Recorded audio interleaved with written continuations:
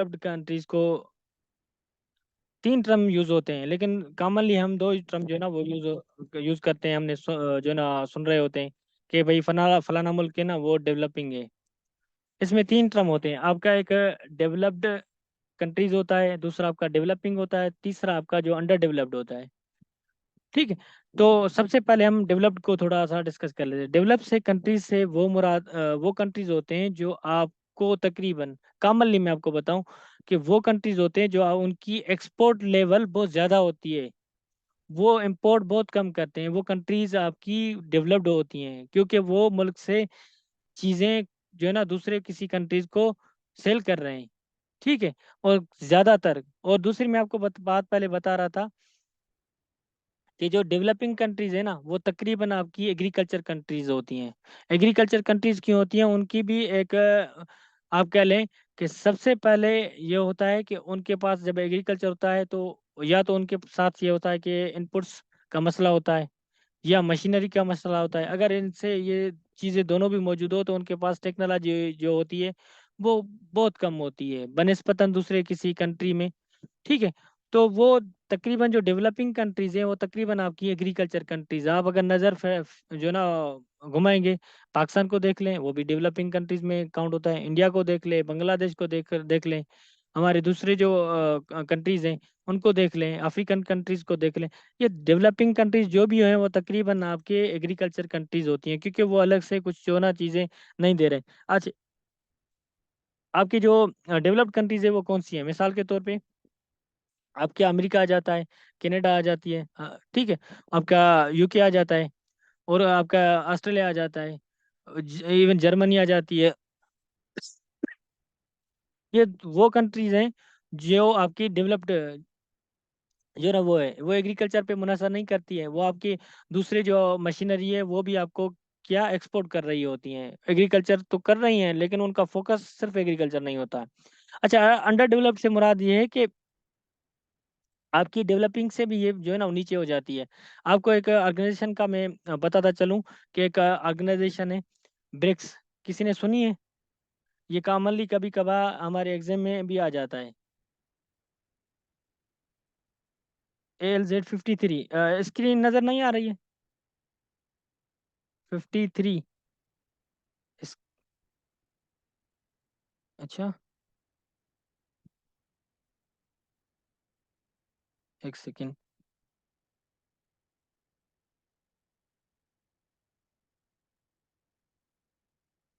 अभी अभी नज़र आ रही है?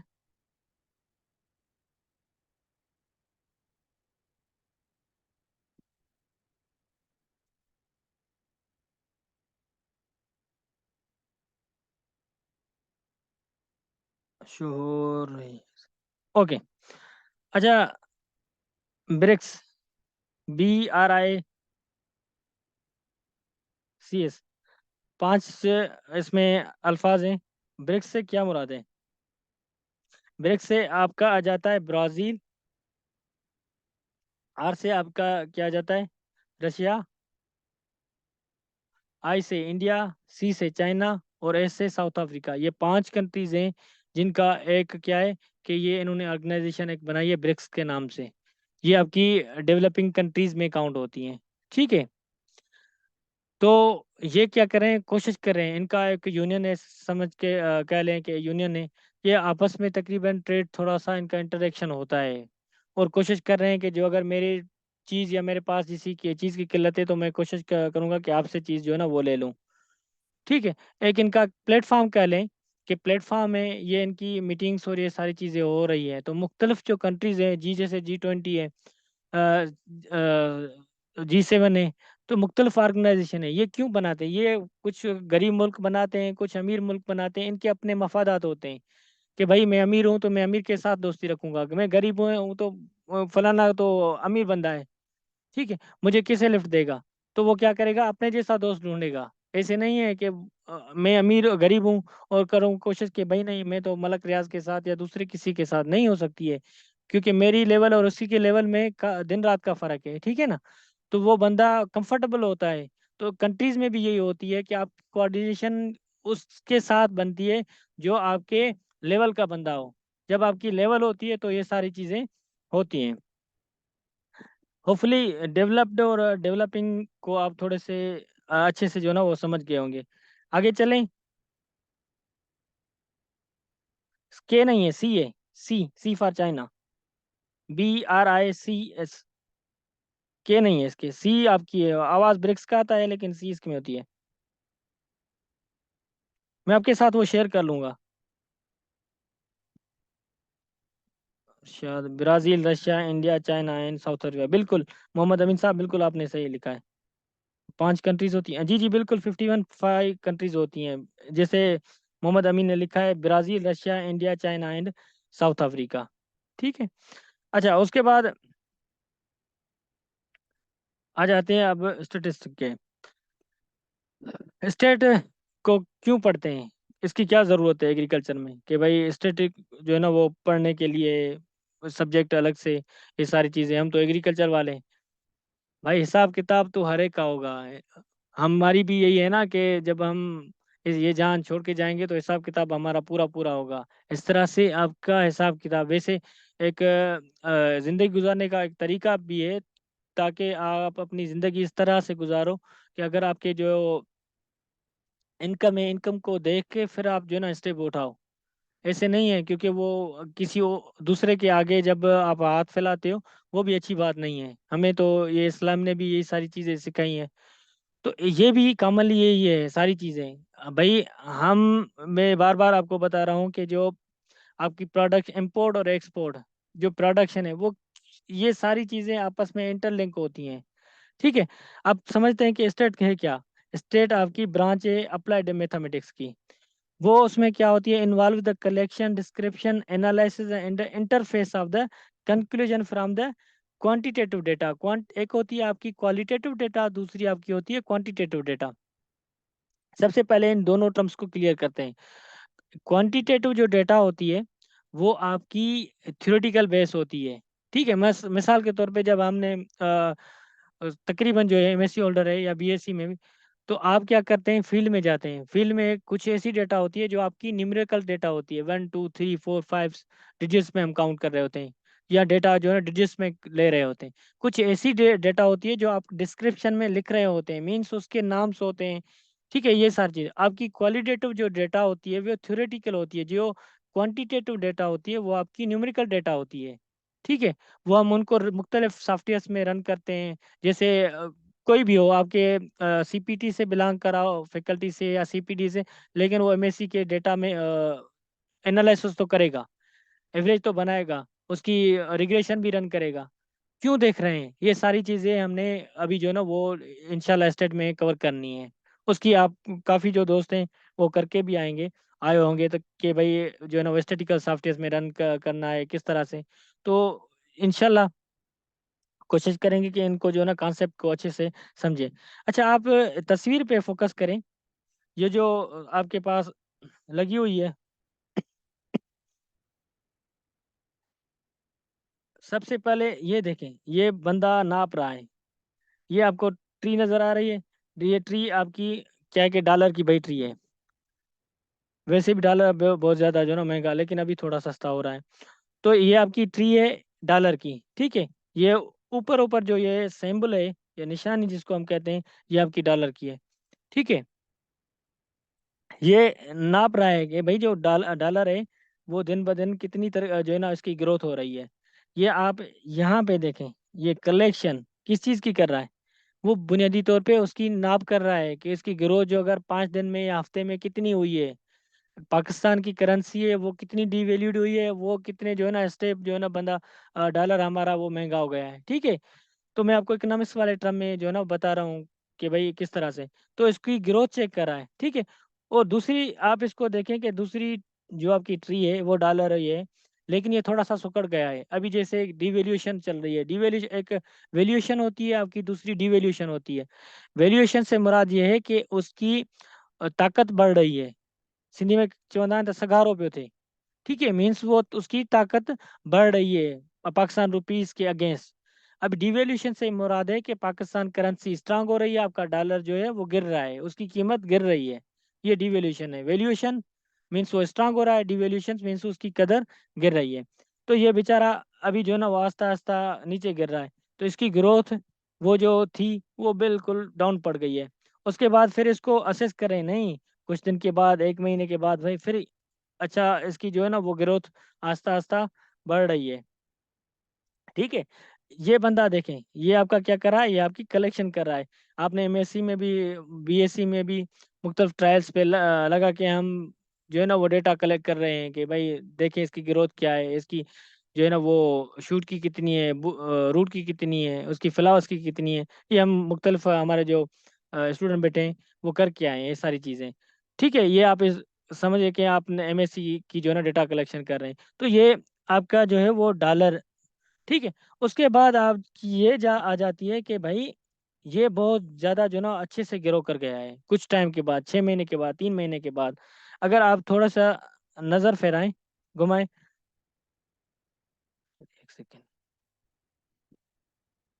ये ग्राफ देख रहे हैं, ये पहले यहाँ पे खड़ा था, फिर ये नीचे आ गया, फिर उसके बाद थोड़ा सा वो बढ़ गया, लेकिन उसके बाद ये कंटिन्यूसली जो है ना इंक्रीज हो रहा है, मीन्स उसकी ग्रोथ बढ़ रही है।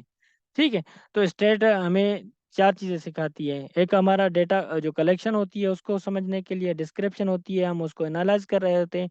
उसके बाद इंटरफेस ऑफ द कंक्लूजन, उसका निचोड़ निकालते हैं कि भाई चलो ये सारी चीज़ें हो गई, डॉलर महंगा हो रहा है, अब करना क्या है, कौन सा स्टेप उठाना है। ठीक है। तो मीन्स वो एडवांस के लिए हमें जो है ना वो तैयार कर रही होती है स्टेट। अच्छा उसके बाद, सॉरी एक सेकेंड, होपफुली स्टेट आपको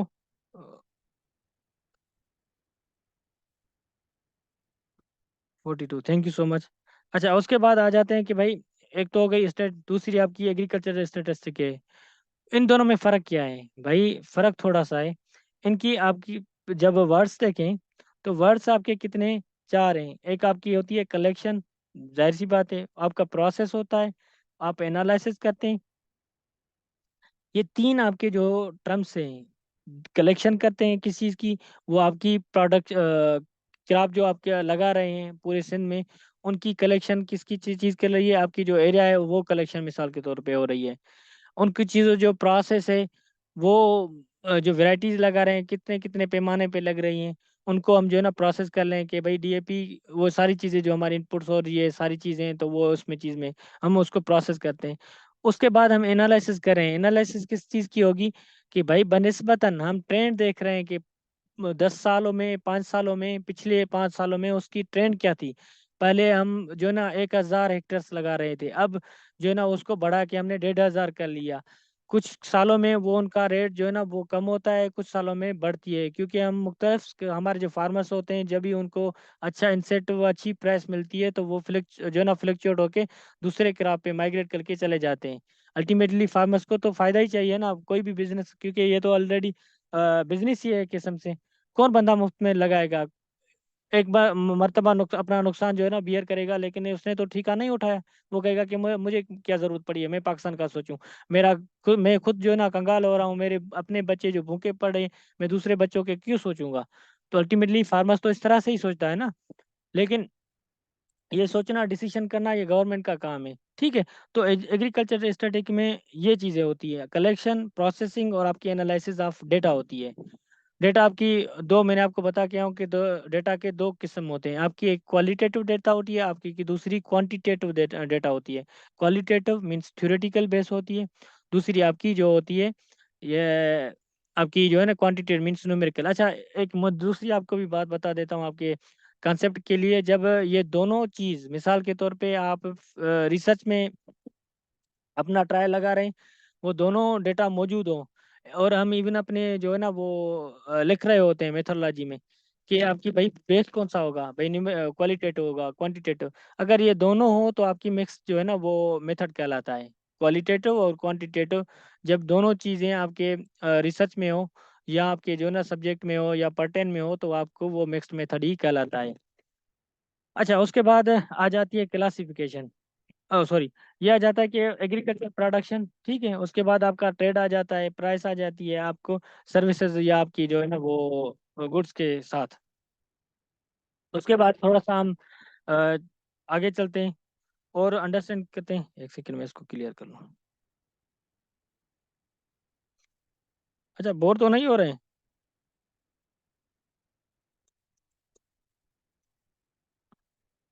अच्छा, उसके बाद जो एग्रीकल्चर स्टैटिस्टिक्स को, थैंक यू थैंक यू। अच्छा, उसके बाद इसको जो है ना क्लासीफाई किया गया है दो कैटेगरीज में। एक आपका होता है एग्रीकल्चर स्ट्रक्चर, दूसरा आपका हो जाता है एग्रीकल्चर एक्टिविटीज। हम इसको भी अच्छे से समझेंगे। मैंने पहले पहले देखते हैं एग्रीकल्चर स्ट्रक्चर को। एग्रीकल्चर स्ट्रक्चर में आपकी जो यूज, यहाँ पे अगर देखें कि use slowly for agriculture purpose in which the use is exclusively in the collection, production, harvesting, storage, drying, rising of agriculture communities, including the rise of livestock। भाई ये जो आपका प्रोडक्शन में जो मुख्तलिफ प्रोसेस हमारे में हम पढ़ के आए हैं पीछे, फैक्टर्स ऑफ प्रोडक्शन, आपकी land, labour, capital and organisation involve होती है, या एंटरप्रेन्योरशिप जो है ना वो कह लें। लैंड, लेबर, कैपिटल और आपकी एंटरप्रेन्योरशिप या मैनेजमेंट कह लें, ठीक है। तो ये इन्वॉल्व होती है हमारे क्या, ये एक हम इसको जो ना, ये चारों का कह लेते कि भाई ये हमारी प्रोडक्शन हो गई, ठीक है। लेकिन सिर्फ यहाँ पे बात नहीं रुकी, बात थोड़ी आगे भी चाहिए गई। कौन सी? कि भाई हार्वेस्ट। चलो, जब ये आपका प्रोसेस हो गया तो उसके बाद अल्टीमेटली हमने हार्वेस्ट किया। हार्वेस्ट के बाद हमने जो है ना वो हमारा गंदम मिसाल के तौर पे वीट है, तो हमने उसको स्टोर किया। या दूसरी जो कोई क्रॉप था तो उसके बाद स्टोर किया, उसको ड्राई किया मॉइस्चर भी, ताकि इसको जो है ना वो कोई पेस्ट या कोई चीज़ ना लगे, हमारा अनाज या चीज़ ना खराब हो जाए। अच्छा, उसके बाद आ जाती है रेजिंग ऑफ लाइव स्टॉक भी होती है। देखिए, एग्रीकल्चर आपको मैं दूसरी बात बहुत ज़्यादा जो है ना वो इंटरेस्टिंग बता रहा हूँ। हो सकता है कि आपको ये चीज़ कोई और ना बताए। देखिए, लाइव स्टॉक सेक्टर और एग्रीकल्चर सेक्टर में ये जो है ना वो लड़ाई होती है। कभी लाइव लाइव स्टॉक जो है ना वो हमारा थोड़ा आगे चला जाता है, और दूसरा हमारा जो एग्रीकल्चर है पीछे पड़ जाता है, लेकिन ये आपस में है इंटरेक्शन। आप देखेंगे कि इनका जो पोर्शन है लाइव स्टॉक का, वो भी बुनियादी तौर पे एग्रीकल्चर में ही होता है, क्योंकि हमारा जो लाइव स्टॉक है उनका फीड कहाँ से आता है? अगर आपने लाइव स्टॉक भी रख ली तो उसका अल्टीमेटली फीड तो चाहिए ना जानवरों को, वो कहाँ से लाएंगे? वो भाई हमारे एग्रीकल्चर से, आपका भूसा है, आपका घास है, आपकी जो दूसरे जो है ना वो चीज़ें, या हमारे जो अब जैसे कोई क्रॉप हार्वेस्ट हो जाता है, अभी जो हमारे कॉटन क्रॉप खत्म हो गई है तो उसको चारा वो भी हम दे देते हैं। तो कहने का मकसद है ये इनका आपस में झगड़ा चलता रहता है, लेकिन है दोनों जो है ना एक भाई, एक ही अबू के जो है ना औलाद है। वो कितने भी आपस से टूटे, लेकिन फिर भी यही सारी चीजें इधर ही रहेंगे। तो कहने का मकसद है कि लाइव एग्रीकल्चर जो है वो सेक्टर लाइव स्टॉक से डायरेक्टली लिंक है, और लाइव स्टॉक डायरेक्टली एग्रीकल्चर से। अगर फीड बंद बंद कर दें, खत्म कर दें, तो वो चारा खत्म कर दे, तो लाइव स्टॉक की कोई भी हैसियत नहीं रहेगी, वो आस्ता आस्ता सिकुड़ता जाएगा। अगर लाइव स्टॉक से जो है ना वो एग्रीकल्चर से लाइव स्टॉक निकालें तो फिर भी, क्योंकि अगर आपका मिसाल के तौर पे भूसा है, तो अभी अच्छी सी आपको वैल्यू मिल रही है, 500 600 रुपये जो है ना पर मंथ जा रहा है, ठीक है। या जो जो आपके जो हार्वेस्ट जब खराब हो जाता है तो उसके बाद जो आपका बचा खुचा होता है फीड, वो भी आपके काम का रह जाता है, आपको अच्छे खासे पैसे मिल जाते हैं। अच्छा, उसके बाद चलते हैं कि भाई ये हो गया आपका एग्रीकल्चर स्ट्रक्चर। उसके बाद आपकी आ जाती है एग्रीकल्चर एक्टिविटीज। एग्रीकल्चर एक्टिविटीज से मुराद क्या है? कि भाई एग्रीकल्चर एक्टिविटीज से ground crop, rising live stock, आप क्रॉप जो है ना वो लगा रहे हैं, ग्रो कर रहे हैं, और आप जो है ना लाइव स्टॉक जो है ना वो पाल रहे हैं। वो किस चीज लिए? ये इन इन लोगों के लिए, भाई food for the human population, क्योंकि अल्टीमेटली ये सारी चीजें। अच्छा, उसके बाद ये है कि crop are focused for industrial process. Industrial process में आपको एक बात दूसरी भी बताऊं कि कुछ ऐसी होती हैं जो हमारी कमर्शियल तो इंडस्ट्रीज होती हैं। आपने एक टर्म सुना होगा, एग्रोलॉजिकल इंडस्ट्रीज, ठीक है। वो क्यों कहलाती हैं भाई? वो इस वजह से क्योंकि उनमें प्रोसेस वही चीज़ें या वो आइटम्स होते हैं जो आपके एग्रीकल्चर से वाबस्ता होते हैं। मिसाल के तौर पे आपकी कॉटन जो है, वो फाइबर कितनी भी इम्पॉर्टेंट है, ये सारी चीज़ें हैं, लेकिन अल्टीमेटली आपकी जो प्रोडक्ट है वो जाती है। जैसे हमारे फ्लोर मिल्स हैं, वो कहाँ से चलती हैं? वो भी यहीं से चलती हैं। दूसरे काफ़ी जो राइस मिल्स हैं वो कहाँ से चलती हैं, तो वो आपकी जो एग्रोलॉजिकल जो है ना वो इंडस्ट्रीज कहलाती हैं। अच्छा, हम यहाँ पे 1 मिनट का ब्रेक लेते हैं, उसके बाद जो है ना फिर आगे थोड़ा चलते हैं।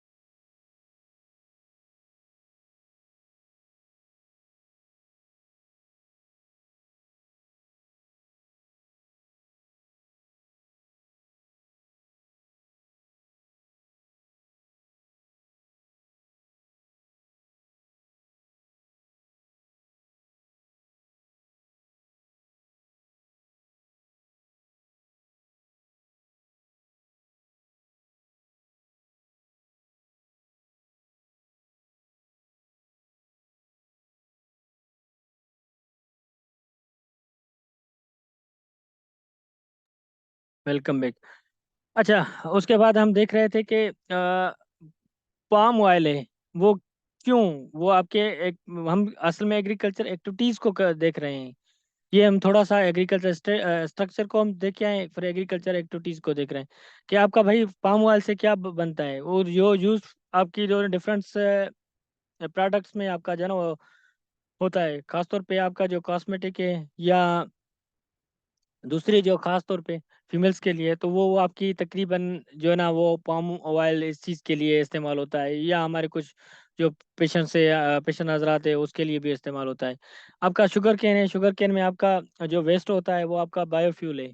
ठीक है, वो भी आपकी एक्टिविटीज़ में एक आ जाता है। जैसे हमारा काटन है, वो काटन से आपके जो मैंने बताया कि जो है ना वो टेक्सटाइल इंडस्ट्रीज चलती है। लाइव स्टॉक से आपके जो है ना वो मीट एग्स, ये सारी चीज़ आपकी एग्रीकल्चर एक्टिविटीज़ में आ जाती है। मीन्स एक प्रोसेस है, एक चीज़ से दूसरी चीज़ जो है ना वो निकल रही है, या उसका जो है ना वो दूसरी किसी चीज़ से इंटरलिंक है।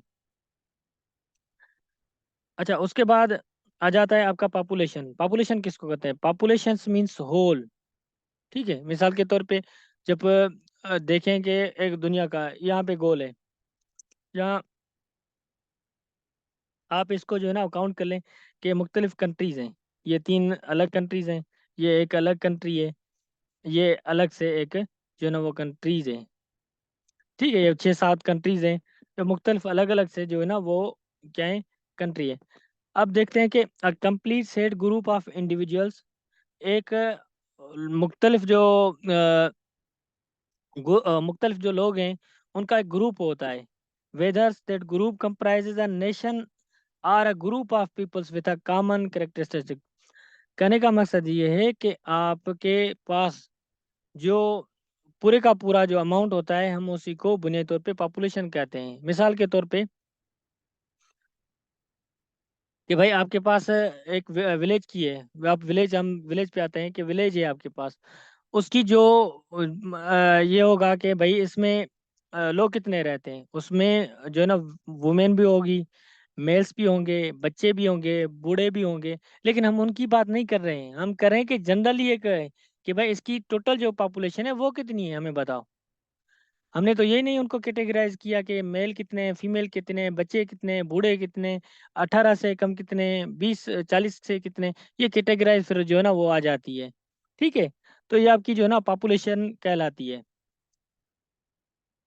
अच्छा, उसके बाद आ जाते हैं मीन पे। एक सेकेंड। अच्छा, मीन से मुराद ये है कि मीन आप ऐसे समझो कि ये मिड पॉइंट होती है। ठीक है, मिड पॉइंट होती है। मिसाल के तौर पे आप एक के पास 10 जो है ना डिफरेंट नंबर्स हैं, 6, 7, 5, जो भी नंबर कर लें। आप इनको क्या कहते हैं कि आप इनको सम आउट करते हैं। ठीक है, जब इनको सम, सारे के सारे नंबर जो आपके साथ हैं 10 नंबर्स, इनको आप जो है ना वो जमा करते हैं। जमा करके जितने आपके नंबर होते हैं उनके साथ आप इनको डिवाइड करते हैं, तो आपको मीन मिल जाता है। ठीक है ना, मीन्स मिड पॉइंट होती है। अगर आपको देखें, it is a defined as the summation addition of the score in your distribution ये हम नॉर्मली कर रहे होते हैं कि भाई अब आपके पास मैं आपको एक दूसरा एग्जांपल देता हूँ कि भाई एक बंदा है उसके पास 10 एकड़ वीट उसने लगाई।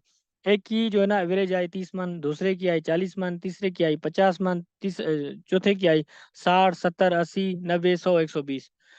तो हम लोगों को क्या बताएंगे कि भाई आपकी जो है ना वो सरासरी क्या आई, हम इसी तरह से पूछते हैं एवरेज क्या आई।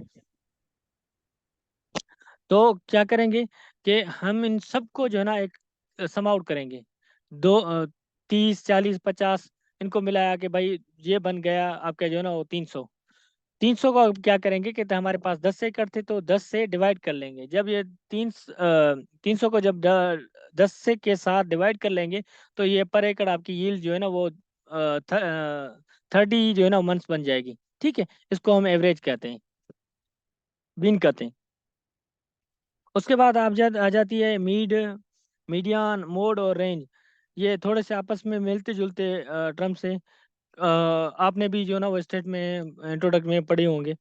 मीन मैं आपको बता के आया हूँ कि मिसाल के तौर पे यहाँ पे देखें, ये मुख्तलिफ आपके नंबर हैं।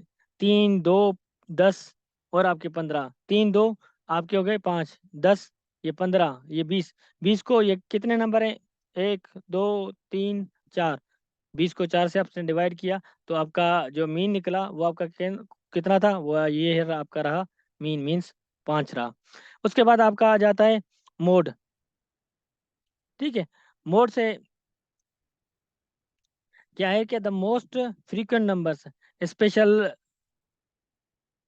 if all numbers occurs the same amount of time, more than one mode, if more than the numbers is the most frequent। ये भी क्योंकि ये सारी चीजें mean, mode, median, range, mean ये आपस को थोड़ा सा इंटरलिंक करती है। ठीक है ना।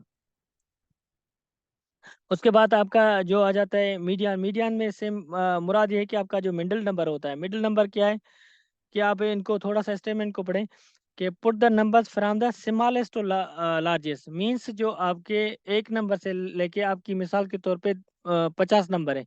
आपका जो स्मॉल नंबर है वो एक है, आपका जो लार्जेस्ट नंबर है वो आपका क्या होगा कि आपका हो जाएगा अल्लाह भला करे 50। ठीक है, तो इनके बीच में नंबर कितने आपके 50 है। 50 से मुराद जाके, ठीक है, ये आपका जो बीच वाला नंबर होता है, ये आपका जो 25 या 26 होगा वो आपका जो है ना मीडियन कहलाएगा। उसके बाद आपको आपकी आ जाती है रेंज। ये जस्ट आपके अंडरस्टैंडिंग के लिए। रेंज में क्या है कि हाईएस्ट टू लोएस्ट है या लोएस्ट टू हाईएस्ट है। भाई आपके पास 200 से लेके 200, 200 300 400 500 600। ठीक है, तो आपके 200 से लेके 1000 तक है। ये आपकी जो लोएस्ट है वो 200 हो गई, आपकी जो हाईएस्ट है वो आपकी क्या हो गई, 1000 हो गई। तो अगर इनको क्या कहते हैं हम, ये हम रेंज कहते हैं। जो 20 से 200 से लेके 201 से लेके ये हमारे जो 1000 है, इनके बीच में जो ये डायरेक्शन होता है या जो नंबर से हम इनको रेंज कहते हैं। भाई ये मेरे रेंज का नहीं है। भाई अपनी रेंज बताओ। मार्केट में जाते हैं ना, दुकानदार हमें बोलता है कि भाई आपकी रेंज क्या है, मीन्स आप कितने तक जो है ना खरीद सकते हो। हम कॉमनली ये चीज़ें यूज कर रहे होते हैं। होपफुली आपको जो है ना ये चीज़ें। अच्छा, उसके बाद आ जाते हैं प्रोडक्शन ऑफ मेजर क्रॉप्स। ये बहुत ज़्यादा चीज़ वही मैं आपको बता रहा था पहले कि आपको अंडरस्टैंड। अच्छा, ये देखें कि सॉरी, ये मुख्तलिफ जो है ना वो प्रोडक्शन ऑफ मेजर क्रॉप्स की है, लेकिन ये टन्स में ऊपर आप देखें कि भाई हमारे 3 4 जो है ना क्रॉप है। मिसाल तौर काटन, शुगर केन, राइस, मेज और हमारी जो आ जाती है वीट। तो आप इनको अगर थोड़ा सा नज़र घुमाएंगे, ये दो मुख्तलिफ जो है ना वो ईयर्स हैं। 2004 5 है, 6 7 है और 7 8 है, 9 जो 8 जो है ना 9 है और 9 10 है। ये आपको पता है कि इकोनॉमिक सर्वे ऑफ पाकिस्तान में ये चीज़ें पब्लिश होती हैं। आपकी जो पॉलिसी है, मैं थोड़ा सा आपको बताता चलूँ कि आपकी जो पॉलिसी होती है ये 5 साल के लिए पॉलिसी बनती है। ठीक है, हमें ये इस तरह से ना कि हम सोच रहे हैं कि हर साल